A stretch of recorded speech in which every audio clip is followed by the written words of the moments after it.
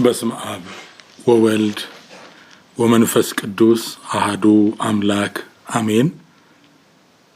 በማይለወጥ ፍቅሩና በጸና የተስፋ ቃሉ ከፍ ያለው የከበረው እግዚአብሔር ስሙ የተመሰገነ ይሁን። ታማኝነቱ ማይጎድል ነው። ክንዱ የማይደክም ጥበቡ የማያልቅ ፍለጋውና መንገዱ የማይደረስበት የርህራሄና የቸርነት ባለቤት እግዚአብሔር ሁሉን ያስገኘ የሁሉ ገዢና የበላይ እግዚአብሔር ከርሱ ፈቃድ ዕውቅና ውጪ ምንም ነገር የሌለ ሁሉን ግን ከእግሩ በታች በስልጣኑ ቃል ጊዜ ቦታ ሁኔታ ወስኖ የሚያከናውን እግዚአብሔር በኢየሱስ ክርስቶስ በልጁ ስም የተመሰገነ ይሁን። እግዚአብሔር ወገኖች በያላችሁበት በጌታችን በመድኃኒታችን በኢየሱስ ክርስቶስ ሰላም እንደምቆያችሁ ለዚህ ወቅት በሰንበት እግዚአብሔር እንድንማር የፈለገው ነገር ያስተማረኝን አንድ ቦታ ሄጄ የተማርኩትን አካፍላችኋለሁ። እግዚአብሔር እንዳስተማረኝ መጠን የትምህርቱ ርዕስ የአማኝ ጉዞ ይላል። የአማኝ ጉዞ ይላል። ሁለተኛ ነገሥት ምዕራፍ 7 ከቁጥር 3 እስከ 7። ሁለተኛ ነገሥት ምዕራፍ 7 ከቁጥር 3 እስከ 7። በበሩም መግቢያ 4 ለምጻም ሰዎች ነበሩ። እርስ በርሳቸውም እስክንሞት ድረስ በዚህ ለምን እንቀመጣለን? ወደ ከተማ እንገባ ዘንድ ብንወድ ራብ በከተማ አለ፣ በዚያም እንሞታለን። በዚህም ብንቀመጥ እንሞታለን። እንግዲህ ኑ ወደ ሶርያን ሰፈር እንሽሽ። በሕይወት ቢያኖሩን እንኖራለን፣ ቢገድሉንም እንሞታለን ተባባሉ። ጨለምለም ባለ ጊዜ ወደ ሶርያን ሰፈር መጀመሪያ ዳርቻ በመጡ ጊዜ እነሆ ማንም አልነበረም። እግዚአብሔር ለሶርያውያን የሰረገላና የፈረስ የብዙም ጭፍራ ድምፅ አሰምቶ ነበር። እርስ በርሳቸውም እነሆ የእስራኤል ንጉሥ የኬጢያውያንና የግብፃውያን ነገሥት ቀጥሮ አምጥቶብናል ይባባሉ ነበር። ስለዚህም ተነስተው በጨለማ ሸሹ። ድንኳኖቻቸውና ፈረሶቻቸውን አህዮቻቸውና ሰፈሩን እንዳለ ትተው ነፍሳቸውን ያድኑ ዘንድ ሸሹ ይላል። የእግዚአብሔር የአምላካችን ስም የተመሰገነ ይሁን። የክርስትና ወይም የክርስቲያን ጉዞ የእምነት ጉዞ ነው። እንግዲህ የአማኝ ጉዞ ስንል እምነት የምንለው ነገር ተግባር የሆነ እንቅስቃሴ ያለው ከቃል የዘለለ ጉዳይ ነው። እምነት ሲኖር እግዚአብሔር ደስ ይሰኛል። መጽሐፍ ቅዱስ ያለ እምነት እግዚአብሔርን ደስ ማሰኘት አይቻልም ብሎ በዕብራውያን ምዕራፍ 11 ቁጥር 6 ላይ ዕብራውያን 11 ላይ ተነግሮልናል። ስለዚህ እግዚአብሔርን ደስ የሚያሰኘው የእምነት ጉዳይ ነው። በአዲስ ኪዳንም ለኢየሱስ ክርስቶስ ለጌታችን ክብር ይሁንና የተደነቀባቸው ሰዎች በሚያሳዝን መልኩ እግዚአብሔርን የሚያውቁት አይሁዶች ሳይሆኑ ከአሕዛብ ወገን ነው። ያ መቶ አለቃና ሲሮፊንቃቷ ሴት የእምነት ቃል ተደነቀ ይላል። የእምነት ቃል ጌታን የሚያስደንቀው እምነት ነው። ብዙ ቃል፣ ንግግር ችሎታ፣ ሌላም መስጠት ማድረግ አይደለም፣ እምነት ነው። ስለዚህ ጌታ ደስ ሲሰኝ ሲደነቅ የምናየው በእምነት የቆሙትን ሰዎች ነው። የዕብራውያን ጸሐፊ በምዕራፍ 11 ላይ ጀግኖች ብሎ የዘረዘራቸው ታዋቂ አድርጎ ከፍ አድርጎ የገለጸላቸው ሰዎች የሚታወቁት በእምነታቸው ነው። ስለዚህ አንድ ክርስቲያን አንድ መንፈሳዊ ሰው ብርቱ፣ ጀግና፣ ትልቅ የሚያሰኘው እምነቱ ነው። መጽሐፍ ቅዱስ እምነትን በሁለት ሐሳብ ይገልጸዋል። አንዱ መታመን ነው በእግዚአብሔር ላይ መታመን በእግዚአብሔር ላይ ሁለቱ ደግሞ ለእግዚአብሔር ታማኝ መሆን ነው። በእግዚአብሔር ላይ መታመንና ለእግዚአብሔር ታማኝ መሆን ነው። እኛ ካላመንን የሱን ታማኝነት አስቀረውም። ሮሜ 3:3 ይሄን አይደል የሚለው? ሮሜ 3:3 ሰይጣን የሚፈራው አምናለሁ ብለን ስለጮህን በተለያየ ቃላት ስለተናገርን ሳይሆን አምነን ስንጓዝ ነው። ለምጻሞቹ መጓዝ ሲጀምሩ በዛ መቆየትም ሞት ነው ባሉበት። ምክንያቱም ከከተማ ውጪ ነው ለምጻም የሚጣለው። ወደ ከተማም ቢሄዱ ሞት ነው። ምክንያቱም መግባትም አይችሉም። ቢገቡም የከተማው ሰው የሰማሪያ ሰው እኮ የአህያ ራስና የርግብ ኩስ ከመብላት አልፎ ልጆቹን እየበላ ነው። ስለዚህ ወደዛም ቢሄዱ ሞት ነው። የሚበላም የለም፣ ህዝቡም ይወግራቸዋል። ስለዚህ ባሉበት መቆየትም ሞት ነው፣ ወደ ኋላ መመለስም ሞት ነው። ስለዚህ ወደፊት መሄድ ነው። ወደፊት ብንሄድ ሞት ሊመጣ ይችላል፣ ሶርያን ሊገሉ ይችላሉ። ካልሆነም ፍርፋሪያቸውን ይሰጡናል። ምክንያቱም ቢያንስ ሶርያውያን ወይ ሰላይ ብለው ካልገደሏቸው በቀር ለምጻምን ወደ አይቀረበን ብለው የሚያባሩበት ህግ የላቸው። ስለዚህ ወደፊት መሄድ ነው የሚሻለው። ወገኖቼ ባለንበት ሁኔታ ውስጥ ምንድነው ያዋጣን? በችግሮቻችን ተተብትበን በነገሮቻችን ተይዘን አለቀልን ብለን መቆየት ነው የሚያዋጣው? በቃ ሞት ነው።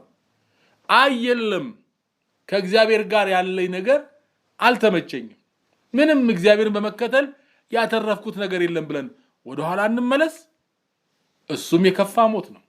ስለዚህ ያለው አማራጭ ምንድነው? ወደፊት ወደ እግዚአብሔር መቆም። በቃ እግዚአብሔር ያውቃል ብሎ መጽሐፍ ቅዱስ የዘላለም ክንዶች ካንተ በታች ናቸው ይላል። ዘዳግም 33 ላይ የዘላለም ክንዶች ካንተ በታች ናቸው ማለት ብትወድቅ የታመንክበት እግዚአብሔር አይጥልህም፣ እጆቹ ላይ ነው የምታርፈው ማለት ነው። ስለዚህ የሚያዋጣው ወደ እግዚአብሔር መሄድ ብቻ ነው።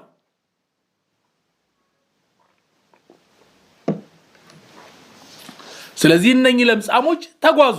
በቃ እግዚአብሔር ይሻላል፣ ቢወጣ ቢያድነንም ቢገልንም ልክ እንደነ ሰለስቱ ልጆች ሰለስቱ ደቂቅ እንደምንላቸው በቃ ሊያድነን ቢወድ ያድነናል፣ ሊያድነን ባይወድ ግን የፈለገውን ያርገን፣ ሌላ ጉዳይ አንገዛም ብለው በእምነት ጸኑ። እግዚአብሔር ከነሱ ጋር ገባ። ስለዚህ በእምነት ከሚጓዙ ሰዎች ጋር እግዚአብሔር አብሮ ይጓዛል። በጣም የሚደንቀው እነኚህ ለምጻሞች ከከተማ ውጪ ያሉ በችግር የተጎዱ ናቸው። ነገር ግን እግዚአብሔርን ታምነው መጓዝ ሲጀምሩ ገና እግሮቻቸው መንቀሳቀስ ሲጀምር ሶርያውያን ሰፈር የሰረገላ ኳኳታ የብዙ ሰራዊት ድምጽ ተሰማ። ስለዚህ ቀድሞ ወጣ እግዚአብሔር። ክብር ለእግዚአብሔር ይሁን። ቀድሞ ወጣ።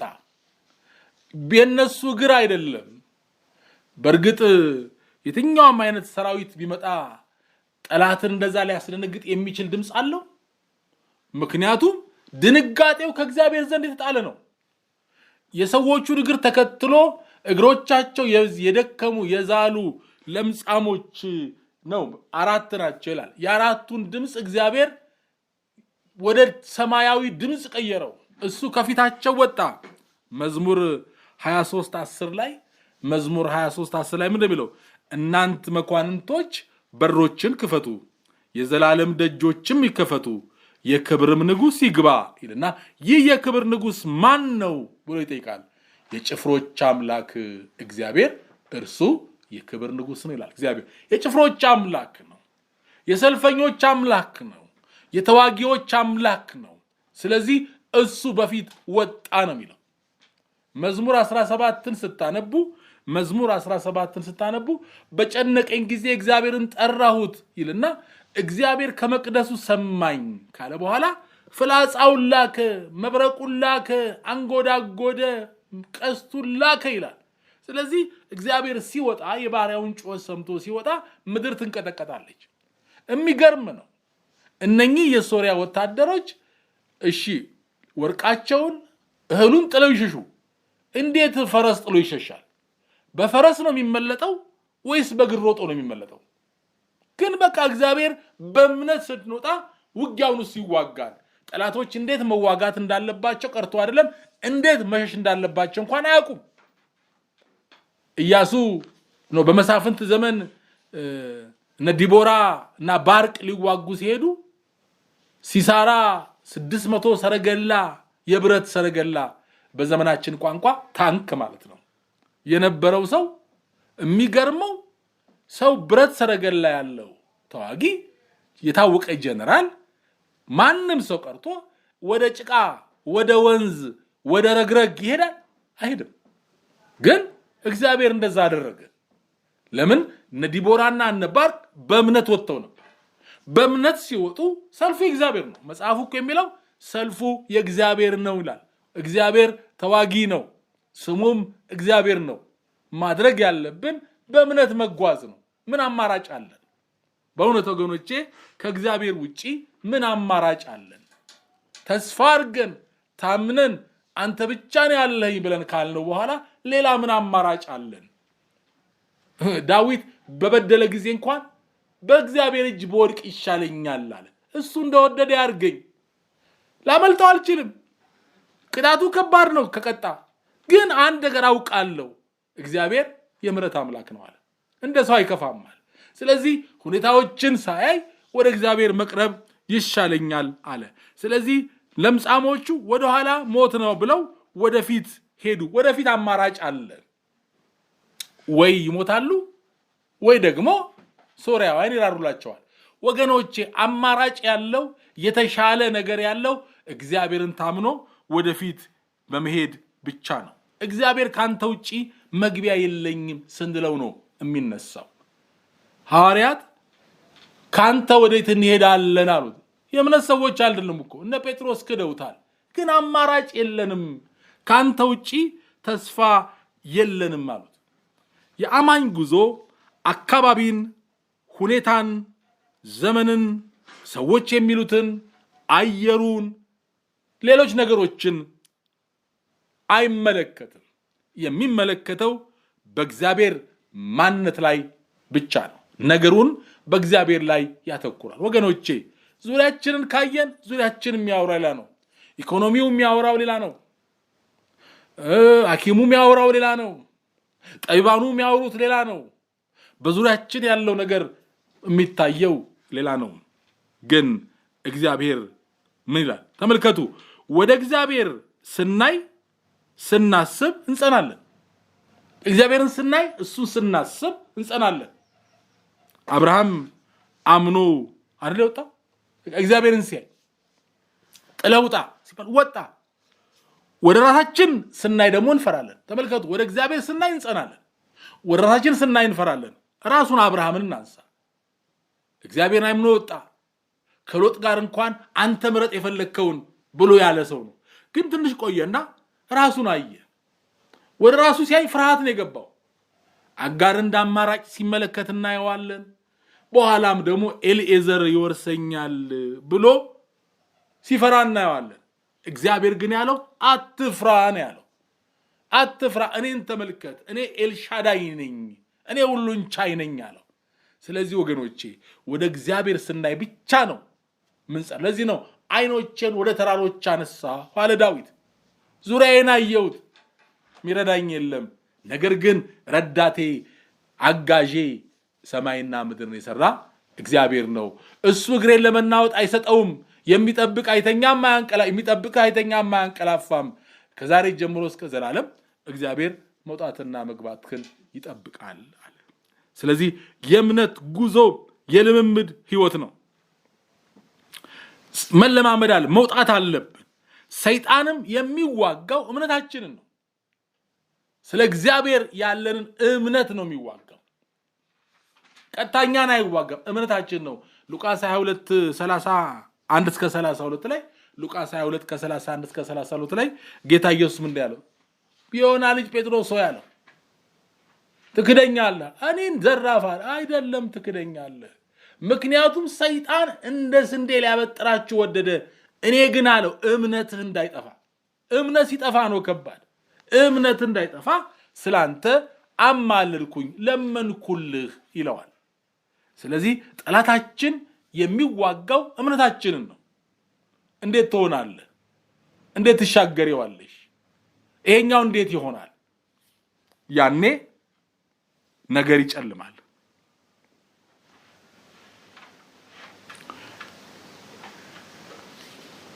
ወዮ አሉ እነኛ ሶስቱ ነገስታት አይደለም ወጡና ውሃ ሲያጡ ጊዜ ወዮ በቃ እግዚአብሔር ሊያጠፋን ወደ ምድረ በዳ አመጣን፣ በጠላት እጅ ጣለን። ለምን? ውሃ የሌለው ሰራዊት ይሸነፋል።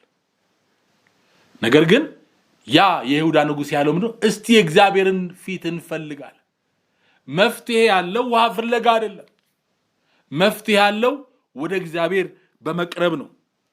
መጽሐፉም ይላል ሁለተኛ ዜና 22 ከ20 እስከ 23 ላይ ሁለተኛ 22 ከ20 እስከ 23 ላይ በአምላካችሁ በእግዚአብሔር እመኑ ተጸኑማላችሁ፣ በነቢያቱም እመኑ ነገሩ ይሰላላችኋል ተብሏል። ስለዚህ እኮ ነው እዛ ኢዮሳፍጥ ምሕረቱ ለዘላለም ነውና እግዚአብሔርን በመስማት ነው ነገር የሚጸናው። በእግዚአብሔር ቃል ነው ነገር የሚጸናው። ስለዚህ እስቲ የእግዚአብሔር ሰውን ፈልግ ተባለ። ኤልሳዕን አገኙት። በገና ደረደረ። እግዚአብሔርን ክብር ከፍ አረገ። ከዛ በኋላ እግዚአብሔር እንደዚህ አለ፣ ንፋስ አይኖርም፣ ደመና አይኖርም፣ ዝናብ አይኖርም፣ ነገር ግን እግዚአብሔር በዚህ ሸለቆ ውሃ ይሞላል። እናንተ ማድረግ ያለባችሁ በሸለቆ ጉድጓድ መቆፈር ነው። ሞት እያለልህ ጉድጓድ ቆፍር።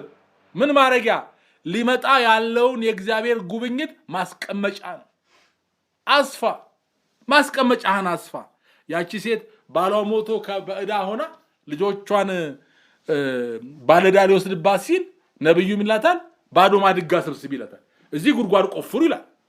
ጉዳዩ ድርቅና ረሃብ መጥቶ እንደገና ባለህ አቅም ሌላ ጉልበትን የሚጨርስ ጉድጓድ ቆፍር ይላል። ነገሩ ግን በእምነት የምትቆፍረው ጉድጓድ ሊመጣ ያለውን የእግዚአብሔር በረከት ያበዛልሃል። ስለዚህ በእምነት የምታሰፋው ነገር ሊመጣ ያለውን ነገር ያስቀምጥልሃል። እችም ሴት ሰብስቢ ባዶ ማድጋ፣ ባዶ ቤቷም ያለው ባዶ ነው፣ ከውጭ የምትሰበስበው ባዶ ነው። ሰብስቢ፣ የቻልሽውን ያክል ሰበሰበች። እግዚአብሔር ከባዶ ማድጋ ሳያቋርጥ ዘይት እንዳፈሰሰና የእግዚአብሔር በረከት ሳይሆን የሴትዮዋ አቅርቦት ነው ያለቀው። ስለዚህ ቆፈሩ። እግዚአብሔርም በማለዳ ሲሆን በምስጋና በመስዋዕት ሰዓት፣ በምስጋና ሰዓት፣ በእግዚአብሔር ፊት በመጽኛ ሰዓት፣ ከመሰዊያ ሳትቀር፣ ከአምልኮት ሳትቀር፣ በእግዚአብሔር ፊት ከምትሆንበት ሳትቀር፣ በዚያ ሰዓት እግዚአብሔር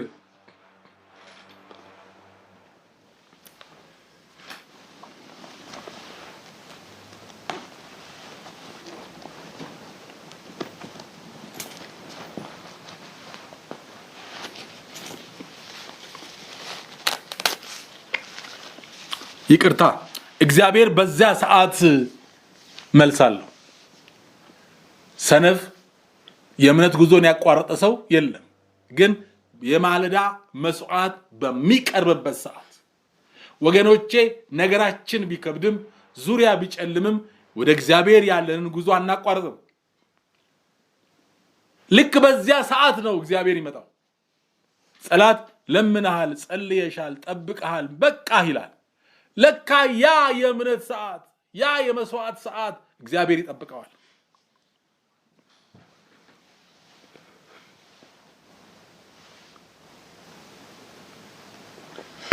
እግዚአብሔር አምላካችን የተመሰገነ ይሁን። ስለዚህ እግዚአብሔር ሲናገር ነገር ይሆናል። ስለዚህ እምነት የሚታየውን ሳይሆን የማይታየውን ማመን ነው።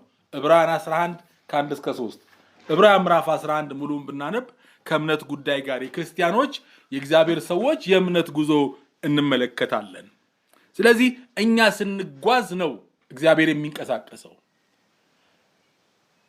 ስንጓዝ ከናንተ እኮ አንዱ ይላል ሺውን ይመታል ይላል። አንተ ስትጓዝ እግዚአብሔር ከፊትህ ቀድሞ ይወጣል። አንተ ስትወጣ ምክንያቱም እግዚአብሔር አለው። ለለምጻሞቹ የሰረገላ ኳኳታ ላከ፣ ለነ ዮሳፍጥ ድብቅ ጦር ላከ። ይችላል እግዚአብሔር። በጠላት መንደር መደናገርን ግራ መጋባትን ይጨምርና እግዚአብሔር መዋጋት ያቀበታል። እግዚአብሔር በእምነት ለሚጓዙ ሰዎች እግዚአብሔር መልሳለሁ። በጠላት መንደር መደናገርን ይጨምርና ግራ ጋብቶ ላንተ ድል ይሰጣል። ማን ነው ጌዲዮን እኮ ያሸነፈው በሰራዊት ብዛት አይደለም፣ በእምነት ነው። ቀንደ መለከቱን እየነፋ እሳቱን እያበራ መስዋዕቱን እያቀረበ ለእግዚአብሔር ክብርን እየሰጠ በእግዚአብሔር ፊት በቀረበ ጊዜ እግዚአብሔር በጠላት መንደር መደናገርን ጨመረ። እንዴት ሰው ወዳጁን አያውቅም? ጦር እርስ በርሱ ይዋጋል፣ እርስ በርሳቸው ነው ያለቁት። እሱ ግን ይዘምር ነበር። ቀልድ ነው እንዴ? ከፊት ጦር እያለብህ ቀንደ መለከትና ችቦ ማሰሩ ትሄዳለህ እንዴ? አዎ፣ የእምነት ጉዞ የሞኝነት ጉዞ ነው። የእምነት ጉዞ የሞኝነት ጉዞ ነው። እግዚአብሔር ያዘጋጃል ብሎ መውጣት ነው። አብርሃም ልጅን ሰዋ ሲባል እሺ ብሎ ነው በእምነት የተጓዘው። ልጅን ረር ነው የተባለው። አዎ በቃ እሺ ብሎ ተጓዘ። አልቆ እንዴት ይሆናል አላለም። ከሳራ ጋር አልተማከረም። ጉዞውን ታደናቅፈዋለች። ለአገልጋዮቹ አልነገራቸውም። የእምነት ጉዞን ያበላሻሉ። ዝም ብሎ ተጓዘ። ይገርመኛል። ተራራው ስር ከሄደ በኋላ ዘፍጥረት ምዕራፍ 22ን አንብቡት። ዘፍጥረት ምዕራፍ 22 ተራራው ስር ቀርቦ ምን አላቸው ለአገልጋዮቹ? እኔና ልጄ ተራራው ላይ ወጥተን ሰውተን እንመለሳለን ነው እንዴ ነገሩ? ልጅን እኮ ሰዋልኝ ነው ያለው፣ ግን ሰውተን እንመለሳለን አለ። ተጓዘ። ተራራው ላይ ሲደርስ መሰዊያውን መስዋዕቱን ሲያዘጋጅ አምልኮቱን ሲያጸና ከሰማይ የእግዚአብሔር ድምጽ መጣ። እግዚአብሔር አምላክ የተባረከ ይሁን። አትንካዋለው። የተዘጋጀ ነገር አለ።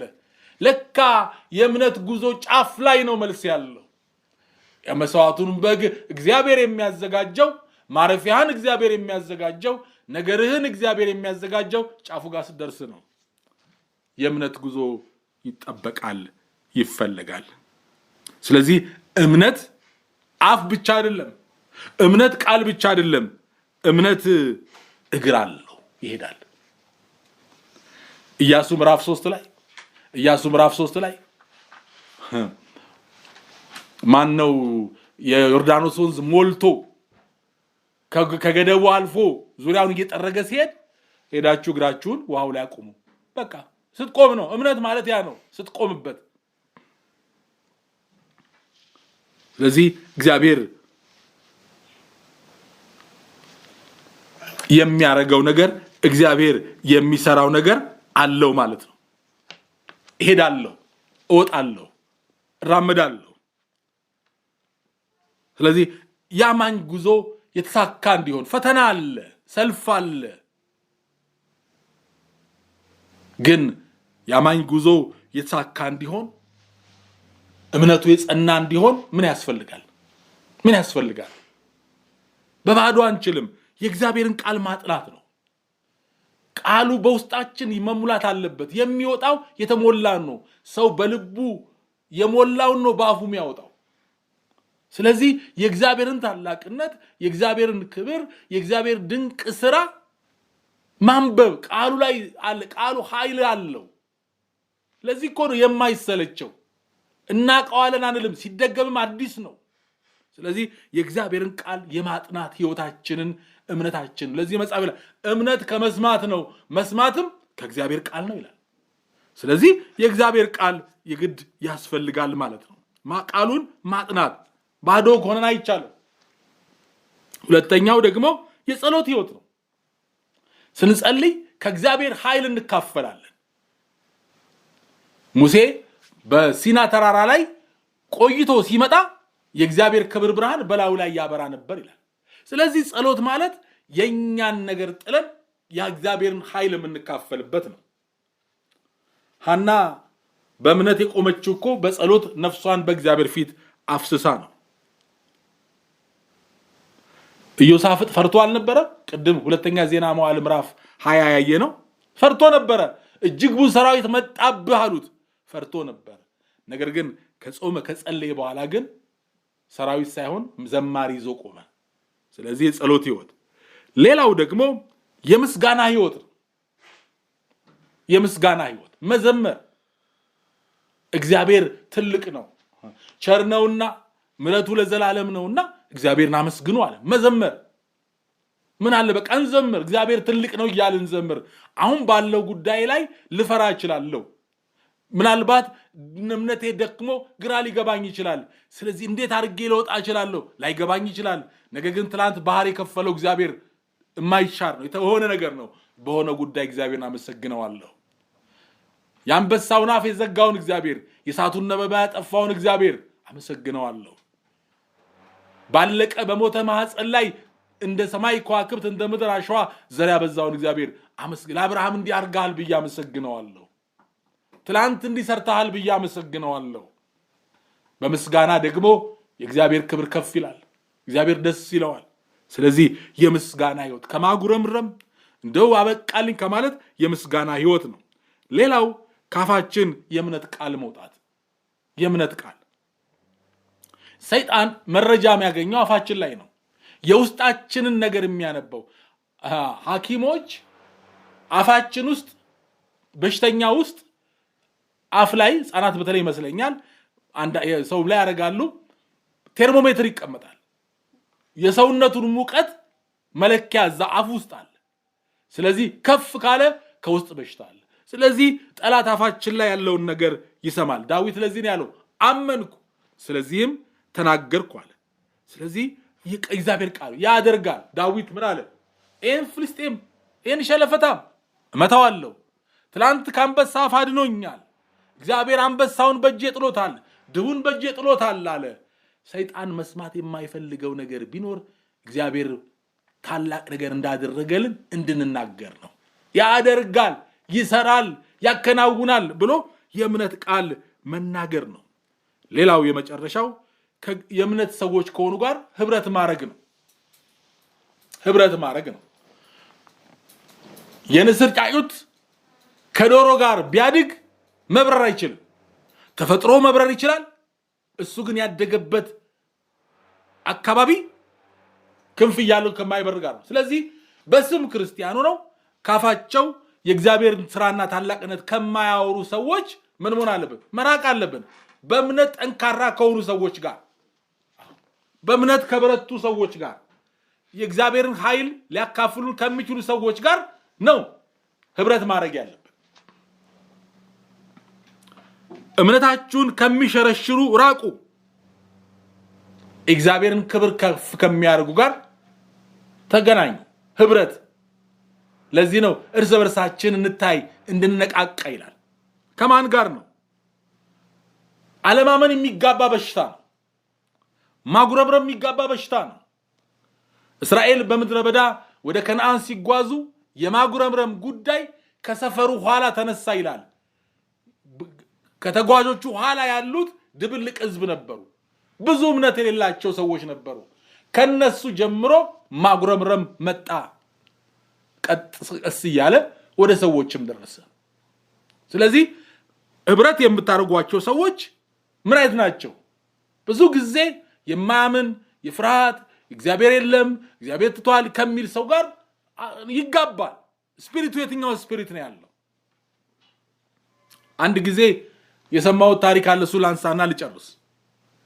ሰውየው ተስፋ ቆርጦ ራሱን ከፎቅ ለመጣል ባለበት ሰዓት ሰዎች ተውተው ይሉታል። ኧረ እባክህ ተው ይሉታል። የለም በቃኛል፣ ማንም እንዳይመጣ አለ። አንድ ሰው እንደምንም ለምኖ እባክህ ተው ግድ የለም ነገ ለውጥ አለ፣ እግዚአብሔር ነገ ታሪክ ይቀይራል አለው። አታቅም ያለውበትን ያለፍኩበትን ነገር አለው። እሺ እኔ ብቻ ልምጣና ንገረኝ አለው። እሺ አለ። ቁጭ ብለው አወራለት። ሰዎች ታች ይጠብቃሉ። ካሁን አሳምኖት እግዚአብሔር ይረዳሃል ብሎ ይመልሰዋል ብለው ሲጠብቁት ሰውየው ቁጭ ብሎ የህይወቱን ችግር ያለፈበትን መከራ ነገሩ እንዳልተሳካለት ዘመኑ ለቅሶ እንደሆነ እግዚአብሔር እንደተወው ነገረው።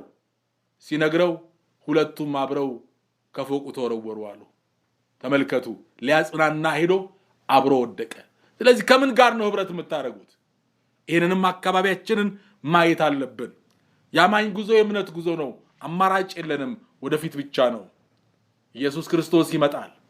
የተስፋን ቃል የሰጠው እግዚአብሔር የታመነ ነው። ስለዚህ እንጓዝ። እኛ አንድ ስንጓዝ እሱ እልፍ ይጓዛል። ለዚህ ነው ወደ እግዚአብሔር ቅረቡ ወደ እናንተም ይቀርባል ያለው። ስትቀርቡ ይቀርባል። ለእግዚአብሔር ስትገዙ ዲያብሎስን ይመታላችኋል። እናንተ ጥቂት ስትጓዙ እሱ ባለ ብዙ ሰረገላ ተዋጊው እግዚአብሔር በሰማይ በምድር መንቀሳቀስ የሚችል ከልካይ የለው እግዚአብሔር ከፊታችሁ ይወጣል። የሰማይ አምላክ እግዚአብሔር በብዙ ጸጋ ይጎብኘን። ሰላም ሁኑልኝ። ቸር ይግጠመን።